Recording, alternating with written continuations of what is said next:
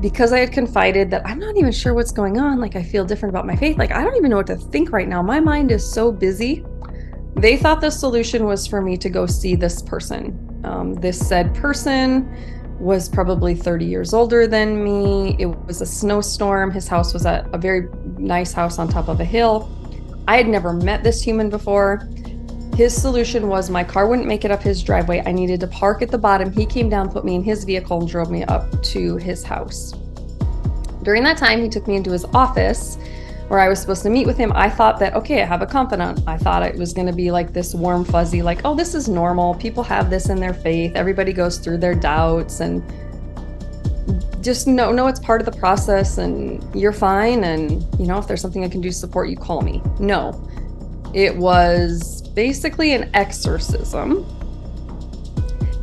which, not that I've ever been through a formal Catholic exorcism, but it was very similar. This person proceeded to cast out the devils that lived inside of me. So now, if I've gone to him, it means demons have taken over me, because why else would I be having these thoughts? There's nothing that can make me doubt Jesus. So my friends had concluded that demons had gotten me. And so now this would be the guy to get the demons out. And this is so bizarre to be talking about out loud. And it's so bizarre in general. What's up, you beautiful beasts? I'm Katie. I'm on a mission to help humans become the best possible versions of themselves and to strive for overall health, mental health, emotional health, physical health, all of the healths, without ever having to step on a scale. I have had the privilege to talk to all kinds of different humans who've been through a plethora of experiences just being a human and existing.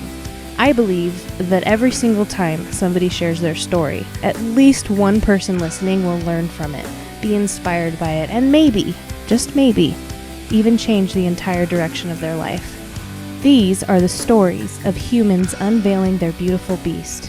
Keep listening. This is the Unveiling the Beast podcast.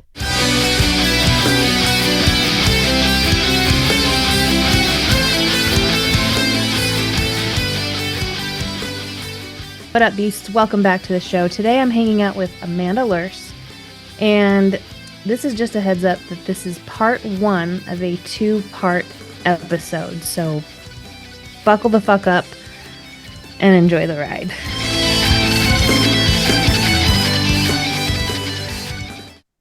I actually live in South Dakota, which I bring that up right off the bat because it's really a big part of my story. It really matters to me. It's always felt special or important to me. All through my life. It's been like a sense of pride. I love where I live. It just seemed really important to my identity my whole life, and I'm not sure why, or at least wasn't then. So in a very brief little account here, my background is that I went to high school, went to college, got married young, and had a family really early. And I graduated college, married, and as a mom.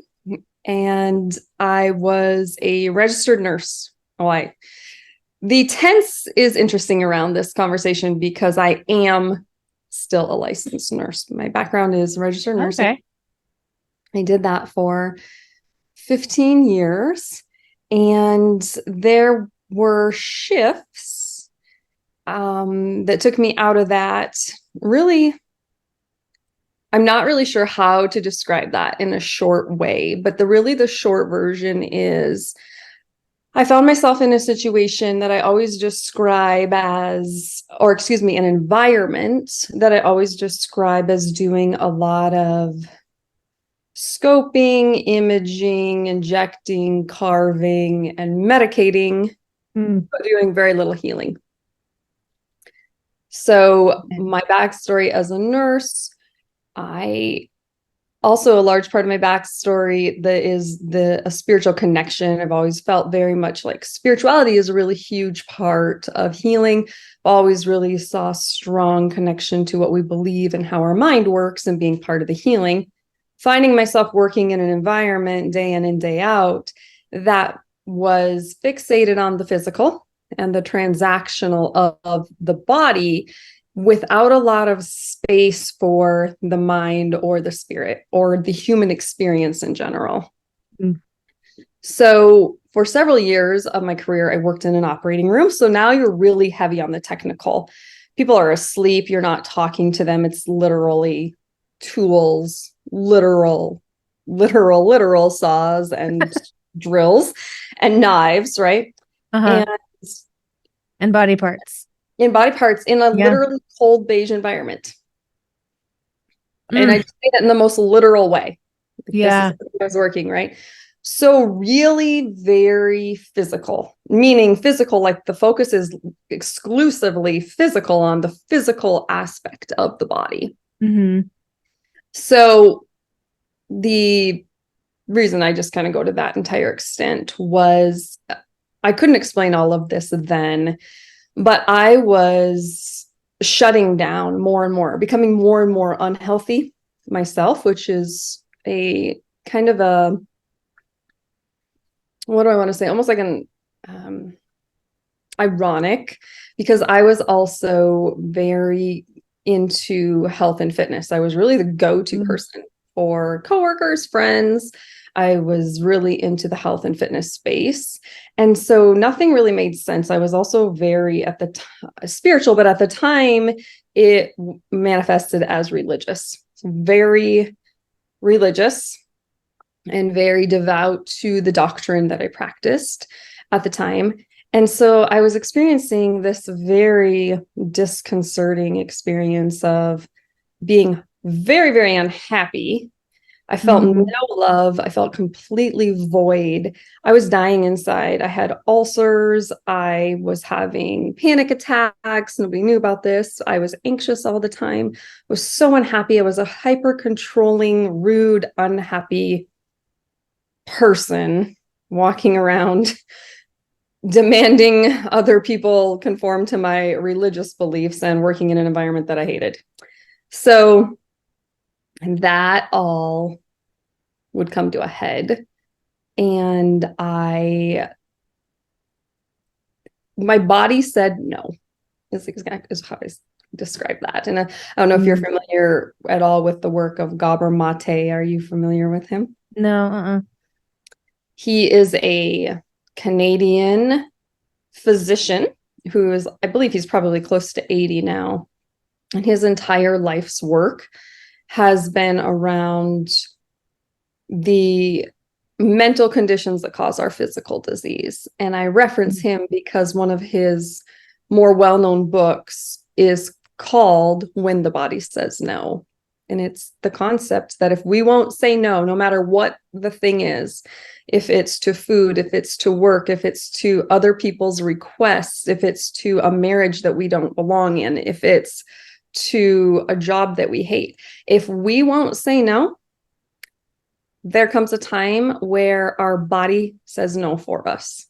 And then its entire concept of the book is there's a lot of, you can trace even down to specific diseases.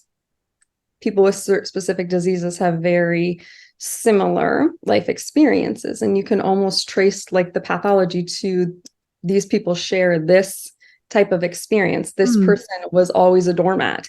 This person never thought they had personal authority. Are related, and he does excellent work on the connections between those things. That's awesome. I will I'll link it in the show notes for the listeners. Yeah. For sure. Yeah. Highly recommend. So I got to the place where I didn't have the language then, but my body said no. And so I then experienced what I had no idea what was happening, but it was a panic attack. So I mentioned earlier I had been having panic attacks, but really they were increasing episodes of anxiety that I would force myself through, right? I don't have time for this. We got up and go to work. Doesn't matter. This then became in March of 2019. I had a full-blown panic attack. For anyone who has one, or excuse me, who has ever had one, they know exactly what I'm talking about. Has something like that happen, you have no idea what is going on in your life. No idea. I think you're dying. You do think you're Yeah, you dying. think you're Honestly, dying. if anyone has not had one, there's no other words. And you feel like you're going crazy. Like your mind, you're terrified that something is wrong with you and you're going crazy and you feel like you're dying. And Yeah. there's no explanation. You don't know how to explain it. And that's what happened in March of 2019. However, as people tend to experience, the thing that you think is the worst thing that could ever happen to you ended up being the best thing Yeah. that ever happened to me. And it completely changed my life. That day that happened, everything in my life fundamentally changed. That's awesome. So can you tell me a little bit about maybe just some of the things that changed in that moment for you? Yes. And so I have actually never talked about this publicly. That I felt like the beautiful beast, that was a good place to talk about it. Yeah. Yeah. So I shifted. Now, this was over the course of time. I want to make it very clear for the sake of whoever is out there that may be experiencing the same thing, to understand that the events that I'm going to describe happened over a period of time. And Okay. they were, there's like a starting event. And as events unfolded, they didn't make any sense. And I wouldn't have the language for them until later.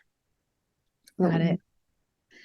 What had happened leading up to the actual panic attack was I had been a very radical Christian, very sold out, very outspoken.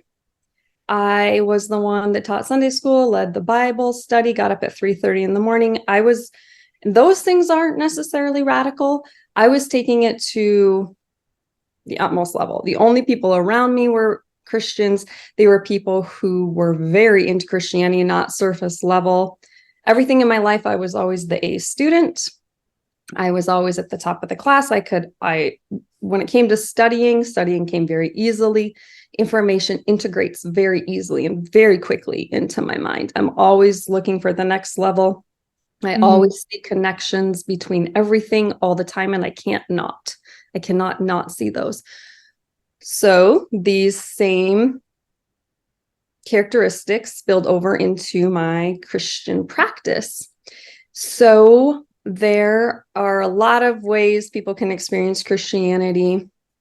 But within it, if you're not as familiar with it, it's a culture all its own. It has its own music, it has its own celebrities, it has its own heralded teachers, it has its own textbooks, it has its own libraries.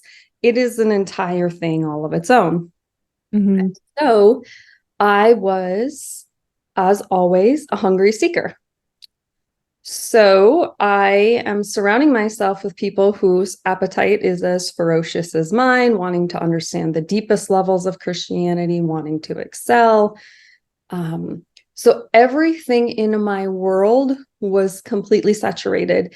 And if it wasn't Christian, it was considered of the devil. So if I read a book that was not specifically by a Christian author, we would deem that secular, a writing of the devil, and you shouldn't be, in our words, messing with the enemy or playing with darkness. So my entire world was about sanctifying myself, which is very interesting because the entire concept of Christianity is that Jesus sanctifies. But within the world that I was living in, there was kind of an undercurrent and common conversation, essentially, right? If we aren't taking personal action to sanctify ourselves, if we aren't going for the gold standard, right? Like we would say Jesus sanctified us, but we have to really guard our hearts and keep the enemy out. We have to fight against hell's gates, and we have to really take these measures, because if we're not receiving the blessings that we want in our life, it has to be because we've somehow invited the devil in. So I was anti-social media. My kids, my poor children who are young adults now, this is the mother that they had. We had to follow the strictest rules. I was very particular about their friends. We didn't have normal TV. They couldn't have the same kind of access to like phones or things like that that their friends could. I was very anal about food because our body is a temple. And so I made like food, even a religious act, like you can't put that poison in your body. Right. Everything was that level high strung, just constant. The idea with my friends, then if you were unhappy with something, so for example, kind of mine was around my work, right? There wasn't really a place to go with that information. So if I said that I was unhappy with my work, I don't really like my job, the typical response would be something to the nature of, Jesus did a lot of things for you. You can make sacrifices for your family.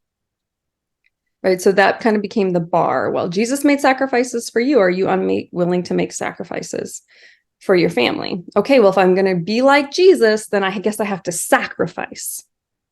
And there was a lot of pressure. So if you got sick, it's what have you done to allow the devil on your property? What did you do that gave him access? Because if you were walking in the spirit, you would be able to cast out devils and sickness. So if I couldn't cast out whatever was making me or my children sick, then it meant that there was some kind of flaw or weakness to my faith. So there's a lot I could talk about, and I am certainly not doing it justice. And I also want to be clear that this is not everyone's experience of Christianity. And so therefore, I am not trying to generalize that. I had mentioned South Dakota earlier, and I think it's important to note that I live in a conservative, white, Protestant, Republican, Christian, rural geography. That all becomes very important when you are like shifting your ideas about things and who are you going to talk to. So small towns, very intertwined communities, all becomes very relevant. There's not a lot of room for different forms of thought. As a matter of fact, if you think about the difference between a fundamentalist and a progressive, a fundamentalist has a vocabulary of, the best was already here and someone's destroying it, and we have to fight for our way of life and we must protect our values. And there's this language of fight and protect and preserve and stand for what's ours. And all these liberals want to come in and encroach on our way of life and kick them back to California. I mean, that's kind of South Dakota language, right? Go back, get out of here. We do it our way, you do it yours. So that's just to give a little context for what's kind of coming next in answer to your question, what changed. Yeah. And just a side note, I live in California. Yeah. Yeah, California. There's a phrase here. Once again, I'm not representing all South Dakotans. Please, right. Please be sure. But there's really the idea of left coast ideas, right? The left coast, the left. Wow. We're the right. We don't want those leftist ideas coming in here. And for the record, if you did think that way, like you do you, I do me. Yeah. Well, exactly, right. I live here. I love it. I've told you it's important to me. It's very interesting. And that's all I knew. That's all I knew. And that's how I thought. That's truly how I thought. So like I said, I have never shared this in public. So at this point, who knows if thank you for all your patience and even following me, listeners, because this could go anywhere. Yeah. Well, I have to tell you, I'm very entrenched in your story. So I really, great. I want to know the ending. Well, it'll be interesting. There's no ending, but yeah. So there's, because I've never shared it before, I'm like simultaneously thinking about the next part to share and sharing. So it's kind of a dual experience for me right now. So in this coming back to kind of the culture, the idea was like taking certain scriptures. The idea was the sincerity of wanting to live in the highest level of accordance with this book and this doctrine. That is ultimately the goal. And that's what I think I want to be made clear is the intention for anyone involved in this story is that this desire, myself included, I really believed that that's how it was. And it's important to understand, particularly if a person has never experienced Christianity as a very strong practice, or maybe haven't had a lot of exposure to it at all. The kind of one of the things, obviously the central theme is Jesus died for you, and you are an awful, terrible sinner that could never, ever bridge the gap between worthiness and unworthiness. And you definitely fall on the side of unworthy. So you poor schmuck, someone had to come in and bridge it for you. And you are now indebted to this person with your life because you would be no one without them. So now this indebtedness can only be repaid by faithful worship of said being. So to repay your debt, you devote all of yourself to the desires of this Christ, Savior. So the idea is then taught, the very, very common language around this is, not your will be done, but mine. So if I have an idea for something, here's what my friends would be doing, checking in, making sure they're doing their check-in. If I have an idea, then their check-in is, are you sure that's in the spirit or is that in the flesh? Are you really listening to the Holy Spirit, or is that just something you want to do? Oh gosh, you don't want it to be just something you want to do, because that would be completely out of line with everything that you've been taught, which is to put this other being's will before yours. So every time you have an idea, you have to like check with it. And then you're praying to this being, being like, well, is this your idea or mine? You're like, if it's my idea, I don't want it. I only want what's your idea. But if you really check in with that, like from an outside perspective, when you're not entrenched in it, like how would you ever know? Like, there's no criteria for knowing if you have that answer or not. There's not like a checklist, right? Of like, so you're in constant fear. So now you have ideas about life, but you're in constant fear, and your friends are saying, are you sure that's not the flesh? Is that just vanity? Why do you want that? So for example, maybe you like working out. Maybe you like being fit. Your friends might check in with you to make sure that you haven't teetered on the side of vanity, and that maybe you like the compliments. Because if you like the compliments that can't be coming from Jesus, that must be you just being in vanity, and vanity's a sin.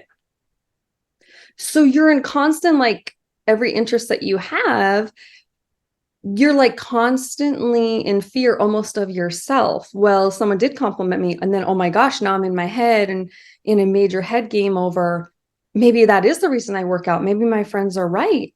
And then if I don't work out, I'm not taking care of the temple. And so I call it a no-win game. You're in constant nothing there. Everything is just like being checked and being checked and being checked. So I have a quick question right there. So your friends are checking on you, but then do you think they were also living with the same fear? And also, were you checking them? Yes and yes. Like with it? Okay. Got it. But you're led to believe this thing that I now call perpetual chasing of the answer. You're led to believe that, like, oh, like you've really learned the self-discipline of checking in. Like you're really checking with yourself. Like that shows a sign of spiritual maturity, that you had the awareness to like check yourself. Yeah. Checking yourself. And so I've come to kind of call it a doctrine of behaviors.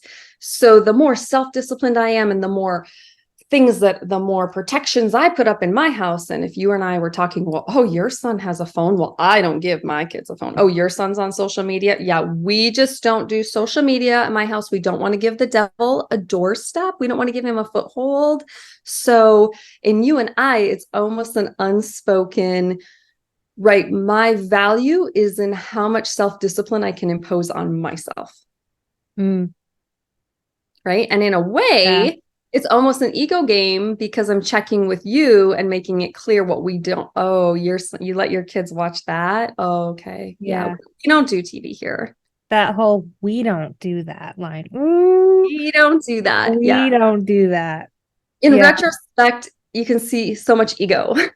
I'll say I use the word we, forgive me. I can see so much ego masquerading. Yeah. The idea of what has value. And if you know, the more self-discipline that I implemented is sort of how I'm heralded in this space. And really, I think that at the end of the day, it was an experience of, you know, showing how much discipline you could implement and how much you could deny yourself. So I've come to call it the gospel of denial.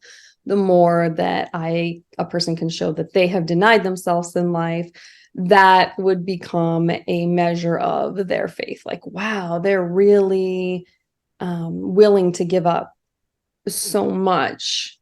And, you know, it would show like, well, I'm willing to give that up. I'm willing to give this up. See all the things. I'm not of the world. I'm just in it. See, I'm not of the world. I'm not on social media. I'm not of the world. I'm not watching those shows. I am not associating with specific people. So there are certain verses in the Bible like that talk about being conscientious of who you spend your time with and all these different things. Guard your heart. Really, it was almost like an inner, I'm not sure what the word that wants to come up is tension, but that's not correct, because it was this interesting kind of, even within the friends, this interesting kind of experience of these are the types of things we would say. I mean, we love them. It's important that we don't associate. So that's what we would say about people that were different than us. And as a matter of fact, I know that I trailed off a bit earlier. What I was coming to was one of the things that I would pray about, because I was miserable. This was keep the rules, keep the standards, and constantly be leveling up. And I really didn't feel like I had any strong counsel because, like, example, if I said, I really just don't feel like I like my job, you know, it'd be like, well, we need to be grateful for what we have. And I'm like, oh, you know, just feels like, you know, and so I'd be met with things like, well, maybe Jesus is just asking you to make some sacrifices in this season. Have you checked in with him? You know, are you making decisions in the spirit, or are you making decisions in the flesh? We don't want to walk by flesh. We want to walk by, you know, we want to walk by the spirit. And so you wouldn't quite be sure what to do with that. And rather than someone asking the kind of questions that I would now, like, tell me what it is. Where do you feel it in your body when you go to work? When was the first time that you experienced feeling that? When do you feel most triggered by these thoughts? What are the specific thoughts? Right? There was no support around the information that I had just shared. Hey, I don't know how I feel about my job. Yeah. Checked in with the Holy Spirit. Have you asked God what he wants? He might want you there. It's not about what we want. It's about what he wants. And we need to, right? So you're all of a sudden, I'm not sure I really like my job is met with, are you checking in enough? You know, faith in the right spot. So earlier when I was kind of trailing off, where I had intended to go was one of the things that I would pray for and I would be crying out for is like this big theme was, I don't even feel love. I felt so cold, so isolated. Everything was about the rules, everything I put in my mouth, everything. I thought that the devil was in the food industry. I am not making that up. That was the truth I was living from. I thought that I had in my head this whole thing that he was the maker of sugar and getting us addicted so that we couldn't live our best life for the Lord, that we would be tired so we couldn't carry out God's work. And then things like shopping become strange. So I like look at the time my daughter was probably elementary school. You would see silly things like a popsicle on a set of pajamas, or sprinkles on socks, or the silly little like colorful confetti things, cupcakes that might be on kids' clothes. And I then in my mind, right, if the devil is using colors and sugars to entice our children, because the big theme is we must protect our children from the devil. The enemy wants our children. The enemy wants our children. We must protect our children at all costs. Now, when I'm out shopping, I feel like the whole thing is a conspiracy theory and people are trying to get my daughter through sugar. And why do kids have to have food on their socks? And like normal everyday things, you can starting to feel the amp. This is what's happening in my life. Everything's amping because the more I'm seeking this, the more I'm a vibrational match for people who feel this way and think this way. So more and more of these people are around me. And within this, the idea is we can't be around people who aren't like us because we don't want to take on anything from the devil or give him a foothold. So you're becoming more and more consumed with people who believe that we need to be more and more consumed with, and so feeds the cycle. Yeah. So one of the things that I kept praying for at the time, one of my greatest prayers was, why don't I feel any love? Why don't I feel any joy? I am one of your greatest, or excuse me, I did not use that word, most devout disciples. I am getting up at 3:30 in the morning. I'm physically like, I'm talking about, when I talk about radical, like the person who would be laying on their stomach, like on my belly, face down, like crying out to this God, making sure I read my Bible, leading Bible studies, letting my children only read Christian materials. And I would just be like, I don't understand.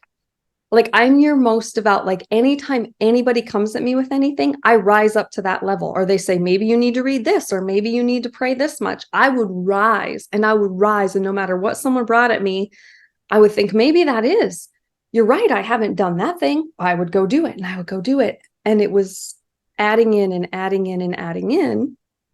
Interestingly, like on the outside, there was this kind of this dichotomy of like, I was feeling more and more bizarre in terms of like at work, less and less connected to the people that I worked with, less part of the group. I didn't get invited to things. I didn't go do things. And so I'd be crying out to this God and saying, I don't feel any love. I don't feel any joy. I don't understand this. You give me this book and it talks about this love and it talks about this joy, and I'm supposed to go tell people about it, which was kind of awkward, but I was terrified for my eternity if I didn't. Yeah. So I felt like I really had to rise up and really tell people, like, this is the truth. It didn't feel comfortable. It didn't feel natural. But my friends were always reminding me, well, if you're ashamed of the gospel before men, Jesus will be ashamed of you before God. So the fact that if I had any shame in sharing this, then that was indicative. If I had any discomfort in sharing it, then that was indicative of my shame. And that shame then warranted reason for Jesus to be ashamed of me. So that's a lot of context and more than I intended to go into. But the way that that would all shift is I ended up, well, I'm going to back up because I still haven't said this prayer, was, why don't I feel this joy? Why don't I feel this love? I don't understand what I'm doing. How can I feel? Like, I was on edge all the time and a major control freak, like controlling everything. Like my in-laws, I can't believe that they would just have that kind of TV on when my kids are in the room. And I put so much work into protecting my kids from any kind of this content. And then we come here and they aren't even conscientious enough to realize that they're just letting cable play all day long. Right. It sounds exhausting. Exhausting is the word. Exhausting. I would have to prime my kids. Now, I know your cousins are going to be talking about Santa Claus, but we know there's not a Santa Claus. There's only Jesus, and it's his birthday. and we're going to celebrate the holiness of the holiday. And I would prime them for how to react at school when people were talking about Santa Claus. And it's like I'm feeling it in my body, interestingly, right now as we speak. Yeah. But so I was alone inside. I'm definitely like, why don't I feel any love? Why don't I feel any joy? So in the background of all of this, I had a lot of my own brokenness from the past that existed. And I think that's really I did not grow up in a family like this. Let me be clear. I went into Christianity at 19 after coming out of a broken background. So, Yeah. but I was all in. I was all in. What I was told was there's this Jesus that loved me, and he had loved me the whole time. And all those years that I felt lonely, he was there with me. And I think it sounded so inviting. And I went in and it had all kinds of structure. And I was a young adult, and here's structure on how to spend your money, and here's structure on what marriage looks like. And whoa, I mean, I don't think that I felt it as rules. It just felt like there was this roadmap, and it was like, dang, just plug in. Yeah. And that felt good. So interestingly, though, so I had experience with counselors and things that I had done on and off through the years. I had always dealt with a lot of anxiety and depression, and then becoming a mom amped that anxiety significantly. So through those years, I had seen counselors and things, but in all of this, and I'm talking like 15 years ago, I was really intrigued by this whole idea of coaching. And at the time, it's nothing like it is now. It just kind of wasn't around. And I'm often asked about this. It's like, I would look in the yellow pages, like literally, guys, we were not like Zooming or like, look, Googling, like coach. It just didn't. And so I always had this thought, like, a coach. It seemed like this coaching concept that I had encountered. I was listening to podcasts back when podcasts were getting started. And there's a story behind it. But essentially, I had read some works by one Christian author who recommended some books of another friend of his. And this person was a Christian coach.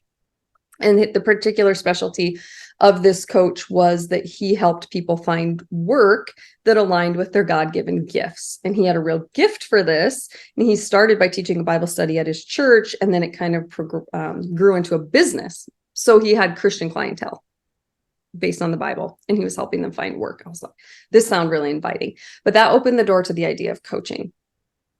And I was like, man, I live back to living in South Dakota. This is why the geography is a big part of the story. There wasn't something like that for me to find where I lived.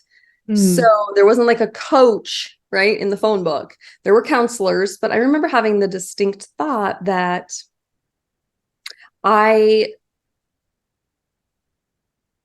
was not as concerned with why I was the way I was. Like, it was like, I could tell you, I can sit in your office and tell you why I feel the things I have. And I can tell you the things that have happened in my past that very likely have contributed to this. I didn't really need someone to help me sort that out. I always loved the idea of like, okay, considering all that happened, and it's all very real, and we're not going to deny that any of it happened. Like, where do you want to go in life? And having somebody help me carve out what that looked like and then keep me on task for getting there. That sounded phenomenal. So what happened was I really was intrigued by this whole world of coaching, and I started reading different books that were not Christian, right? I'm listening to things that it kind of opened I mean, most of the content that I listened to was Christian, but some things were starting to shift, and I was feeling more and more anxious, of course, with all that I described, not understanding and thinking that that's how it had to be because I was devoted to this worldview. Also, the belief was that the world is going to end, the enemy is coming, our country is under attack. So like around voting time, those would be times of really high tension. We can't let the enemy take a foothold. We needed a specific candidate. We need God's protection over our country. So things that are just very like everyday, typical citizen type, buying your daughter pajamas, casting your vote, getting something to eat, were very amplified for me. So in the background, though, through whatever channels, I'm kind of getting introduced more into the world of personal development. And I'm talking about quite a long time ago. And I had this interest, but as things were really amping up, I was listening to people that weren't Christian kind of secretly in the background, not to the knowledge of my friends. I don't know, I mean, I could get something out of a 1-hour podcast that was so equipping more than anything I'd ever read. I'm like, this is so practical. Like I would listen to this and just like put it into practice and like feel different. Like this is so practical. Like I am getting so much out of 1 hour of this. This is like compared to all the counseling I've been to or whatever. I would read something. I'm like, they're speaking in the plainest language, in the most practical, applicable, equipping. Like I can just take this and go do it. And even if I never come back to it, my life is better. So starting to be introduced to that and consuming a lot more material. So fast forward, that's a lot of context, but it was all important. In March of 2019, probably from about January to March, my mind was really busy and I was starting to think, can I even trust this thing? It feels like it's going faster than I am. Like, who's the boss here, me or it? Because sometimes I feel like one slip and it's taking over, and I don't know how to describe that except for anyone who's had a panic attack, kind of those thoughts right before, like they're winding up, like, yeah, are they going to take over or am I? Well, also as a registered nurse, I didn't think about panic attacks. I didn't think about that. My brain was more like schizophrenic. I might like terrified of, now I have this whole new terror of mental illness. Is something wrong with me? Am I a schizophrenic? Am I bipolar? Like I have all these words that a lot of people wouldn't even think to think, but because of my training, I'm now concerned about these even more severe conditions versus episodes. So during this time, I had said to my best friend at the time, my greatest confidant, and who was everything that I was describing about myself, was her plus. I think I would say she was more intense than I was, and I was intense. I said, I'm starting to have questions. And I meant about my faith. And it was devastating to me. I couldn't believe it. I couldn't understand it. I couldn't understand how I could even be questioning my faith, which made me feel shame. I didn't understand what was going on. And I don't know that I had a specific doubt or belief or anything. I just was like, I don't know, but I feel weird about my faith. Never had that. It's all I've ever pursued. Well, for 15 years at this point. It had been a hot pursuit, and all of a sudden I was feeling almost a disconnect from it, or it was making me feel bizarre, or the energetic relationship to it was changing. I never would have used that term. So that was kind of happening in the background. And then in that time, I don't even know how much of these details to say, but I guess I can just put it out there. A series of other events unfolded, and I had gotten into Tony Robbins, but I would have never told anyone that, because Tony Robbins would definitely be considered secular, an instrument of the devil, very new age. That would, if something's labeled new age, then you definitely aren't supposed to be messing with that. An interesting series of events occur, and I'm on my way to Los Angeles in a snowstorm in secret. A huge storm came across the United States. It was huge. It started in California. It went clear across. I don't know if anyone remembers, but like it tore the roof off the Houston airport. It caused blizzards. It went up through Canada. It was this giant storm. So basically the whole country, like airports were shut down. Denver International was shut down. Houston was shut down. And this thing was just moving east and north. And it was just wreaking havoc across the entire country.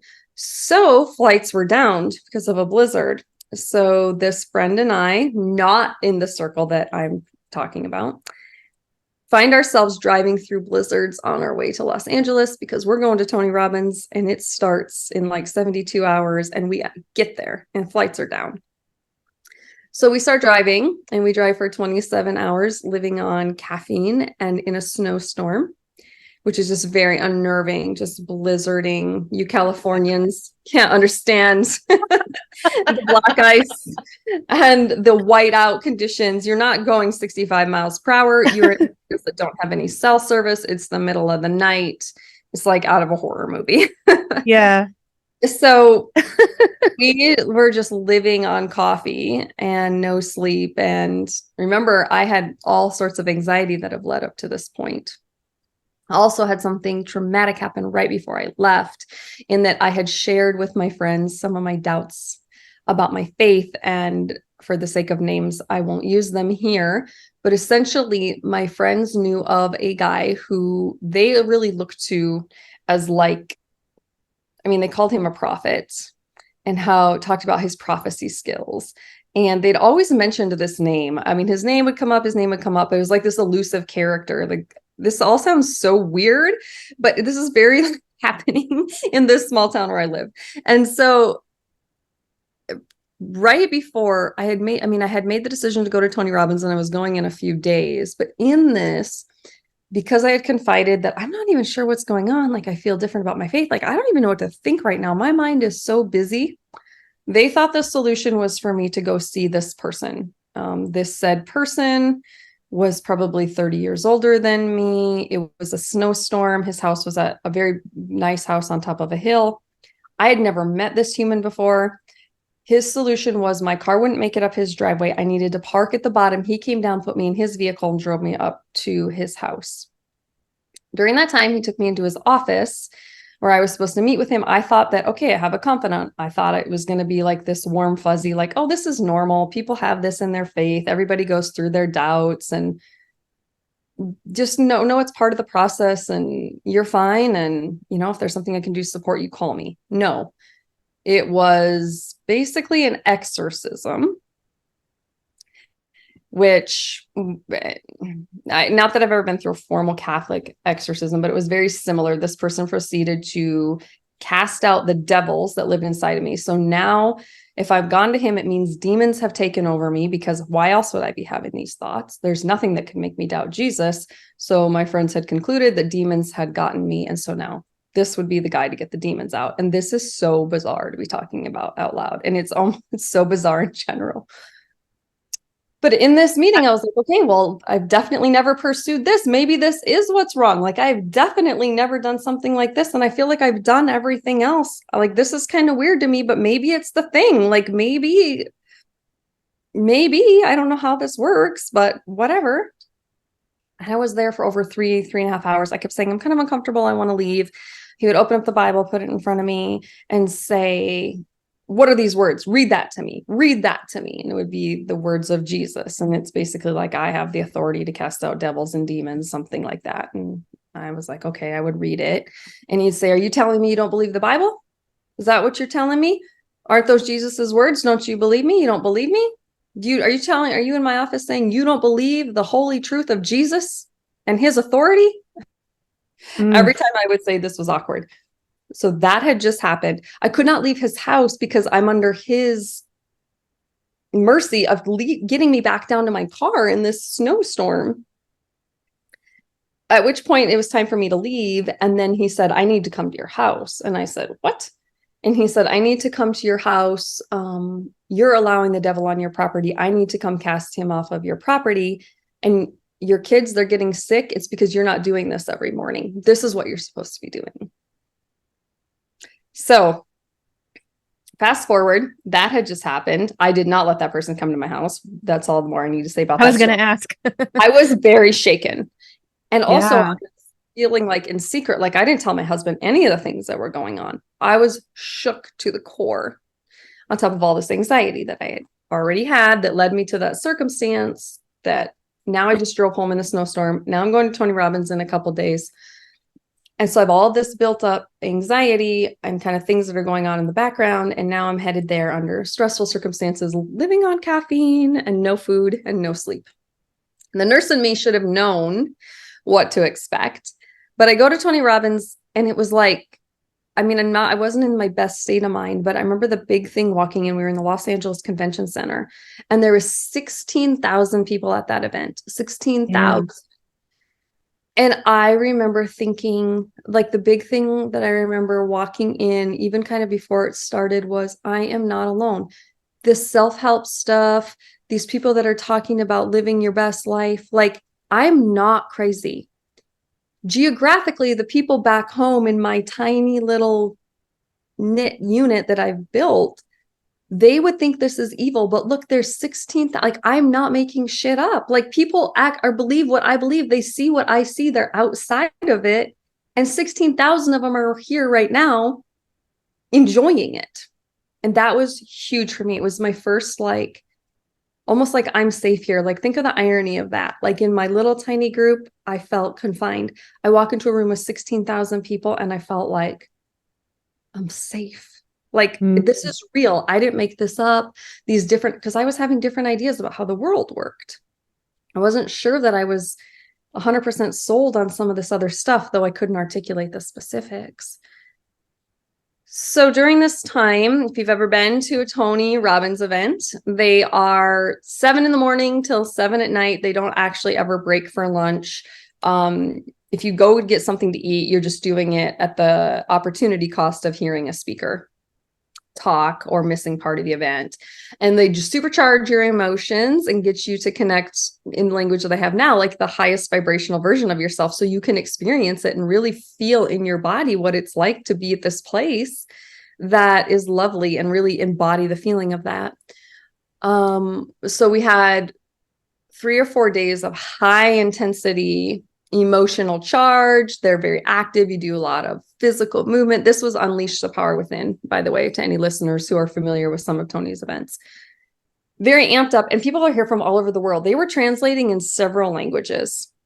It was cool. Phenomenal, and it was real. And I'm like, it was all talking about the power of your mind, which I already believed in. Like, being in healthcare, I would always just think to myself, if I could just talk to you for like 30 minutes, like, I don't even think you would need this medication. If I could hold space for the human experience and like talk to you about like what makes you anxious or why are you depressed or what, but the system isn't set up to allow appointment slots that are long enough to explore the human experience. And therefore, those within the system are obligated to fast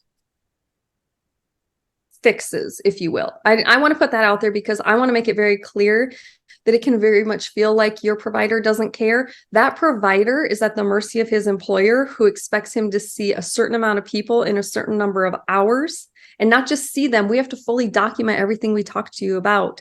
So that person like me could care very much, and the system doesn't care that I care. It wants me to get the next person through the door. And so that can be very discouraging to healthcare providers who do care, that live in a system that don't care that they care. It's not the interest. And for all of you that are making doctor's appointments out there, try to remember that when you call and you can't get in for 3 months to get in, remember how many people have to be seen. If we gave an hour-long time slot to every person, you wouldn't be seen for 9 months.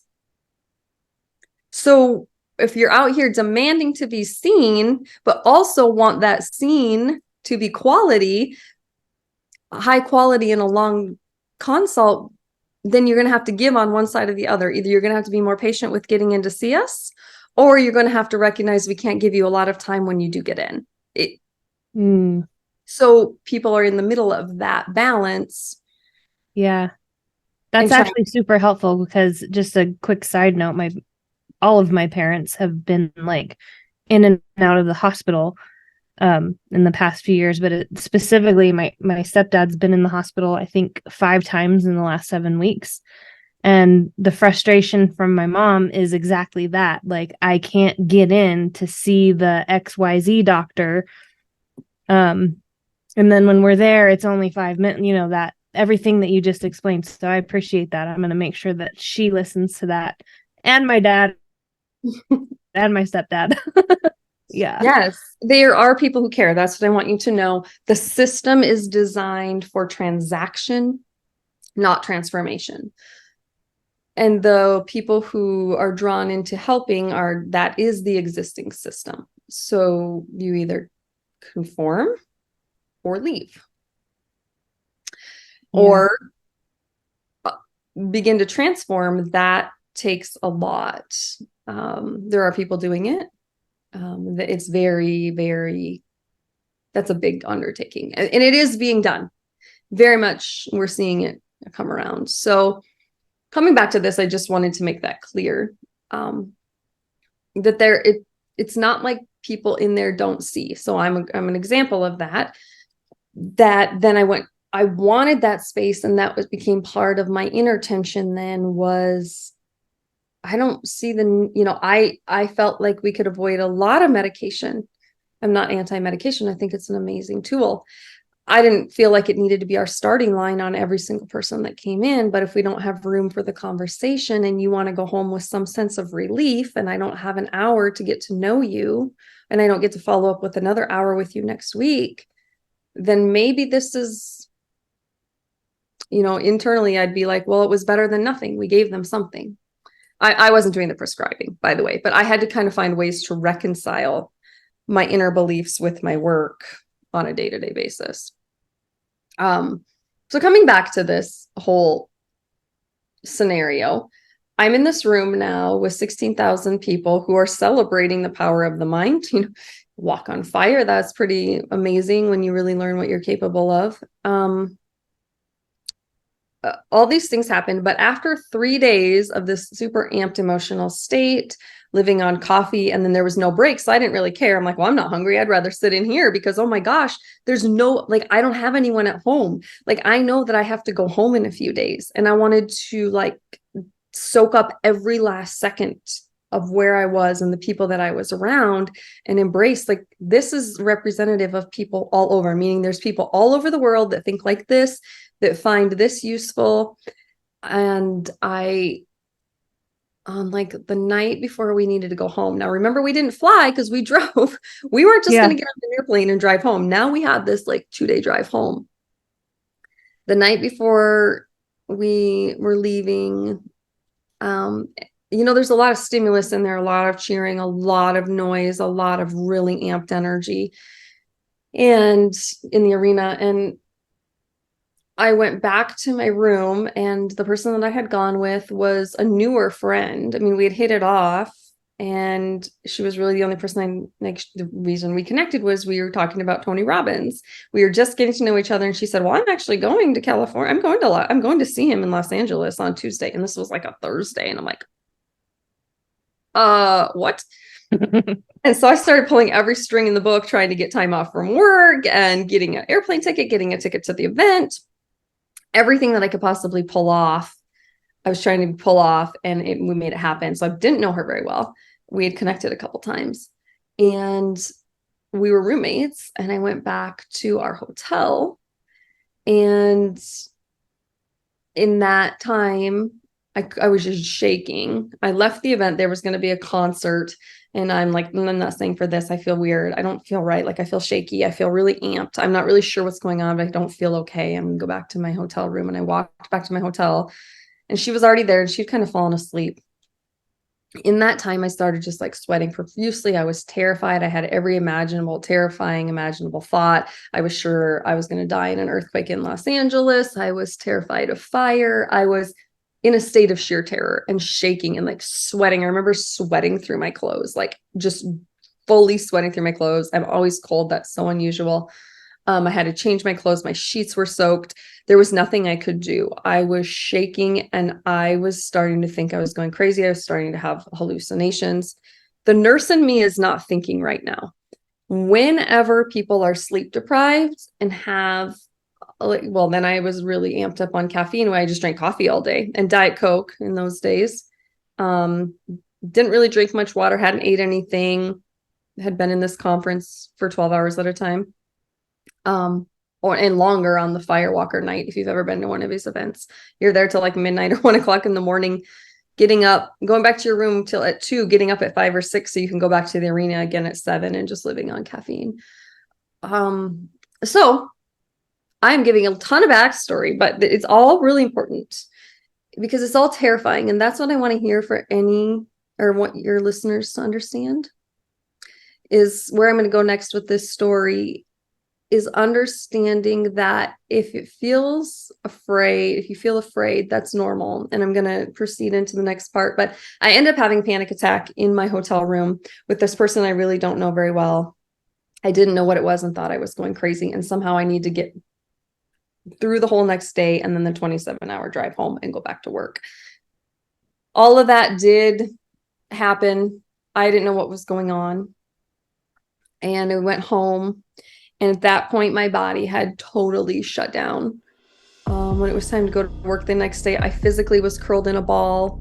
I could not hardly talk. Eating was completely out of the question. Since the night of the panic attack, I hadn't ate anything. I couldn't eat. I had zero appetite. I could not talk to people. My body was totally shut down. I did not know what was going on. I came home. I was terrified. I couldn't sleep. I was shaking in my bed. I grabbed my husband's hand and I didn't know what to tell him. I had no idea how much I could say. I said, something is wrong in my mind and I don't know what, but I am scared. I am scared. And I was just shaking so hard. And he didn't know what to do. And I wish we had time for all the events that unfolded, but what came to happen after that, so many things would unfold that completely shifted my entire life.